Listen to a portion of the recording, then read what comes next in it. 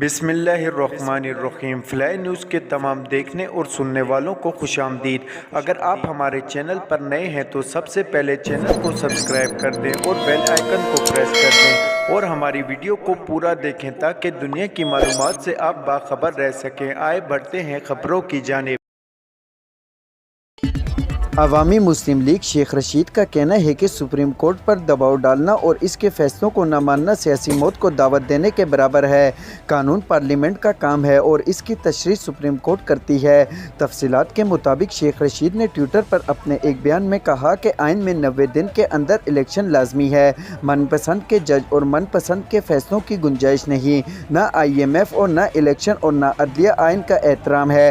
Supreme court نے نواز شریف کو بحال بھی کیا اور گھر بھی بھیجا تھا۔ پوری دنیا میں سپریم کورٹ کو جو مقام حاصل ہے لیکن پاکستان میں اس کی توہین کی جا رہی ہے۔ سابق وزیر داخلہ کا کہنا تھا کہ آج جنگل کے قانون کا یا قانون کی بالادستی کا فیصلہ ہو جائے گا۔ پوری قوم سپریم کورٹ کے ساتھ کھڑی ہے اور تمام ریاستی ادارے سپریم کورٹ کے تابع ہیں۔ عمران خان کے خلاف توشہ خانہ کیس کی سماعت کے لیے نئے جج کو مقرر کیا گیا ہے۔ چیئرمین PTI عمران خان کے خلاف توشہ خانہ کیس کی سماعت ایڈیشنل سیشن جج ظفر اقبال کر رہے تھے، تاہم اب کیس کو ایڈیشنل سیشن جج ہمایون دلاور کی عدالت میں ٹرانسفر کر دیا گیا ہے۔ ایڈیشنل سیشن جج ہمایون دلاور توشہ خانہ کیس کی سماعت 29 اپریل کو کریں گے۔ قطر میں اسرائیل کے لیے جاسوسی کرنے کے الزام میں گرفتار بھارتی بحریہ کے 8 سابق اہلکاروں کو الزام ثابت ہونے پر سزائے موت ہو سکتی ہے۔ بھارتی بحریہ کے سابق اہلکار کی سزائے موت کا خدشہ بھارتی اخبار کی رپورٹ میں ظاہر کیا گیا۔ بھارتی بحریہ کے 8 سابق اہلکاروں کو 30 اگست 2022 کو اسرائیل کے لیے جاسوسی کرنے کے الزام میں حراست میں لیا گیا تھا۔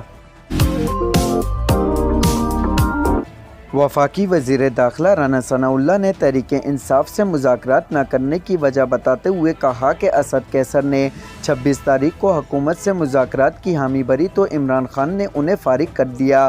فلائی نیوز سے گفتگو کرتے ہوئے انہوں نے کہا کہ شاہ محمود قریشی بھی پہلے سے آزمائے ہوئے ہیں، ان سے فیٹ اپ پر بات چیت کی، سب باتیں طے ہو گئی تو شاہ محمود قریشی نے کہا کہ وہ پاگل نہیں مان رہا۔ رانا ثناء اللہ کا کہنا تھا کہ اگر شاہ محمود قریشی ہمارے ساتھ الیکشن میں تاخیر پر رضامند ہو جائیں تو آئین کی 90 دن میں الیکشن کی شرط بھی فارغ ہو جائے گی۔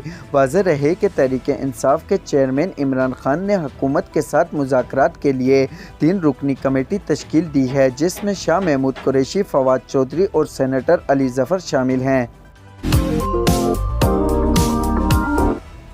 خیرپور کے قریب کراچی سے لاہور جانے والی کراچی ایکسپریس کی بوگی میں آتشزدگی سے 4 بچوں سمیت 7 افراد جاں بحق ہو گئے۔ ریلوے ذرائع کے مطابق ٹنڈو مستی اور خیرپور کے درمیان کراچی ایکسپریس کی بوگی نمبر 4 میں آگ لگی۔ DCO ریلوے محسن سیال کے مطابق آگ لگنے کی وجہ سے خاتون چلتی ٹرین سے چھلانگ لگانے پر زخمی ہونے کے بعد چل بسی، جبکہ ایک شخص بوگی کے اندر ہی جھلس کر انتقال کر گیا۔